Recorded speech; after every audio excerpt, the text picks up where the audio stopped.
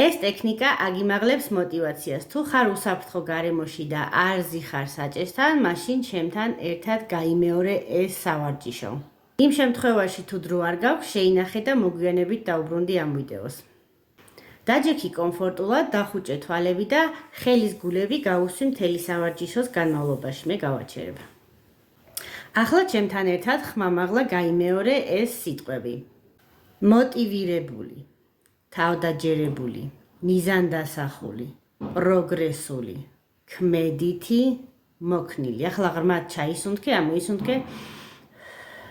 მოტივირებული, თავდაჯერებული, მიზანდასახული, პროგრესული, ქმედითი, მოქნილი.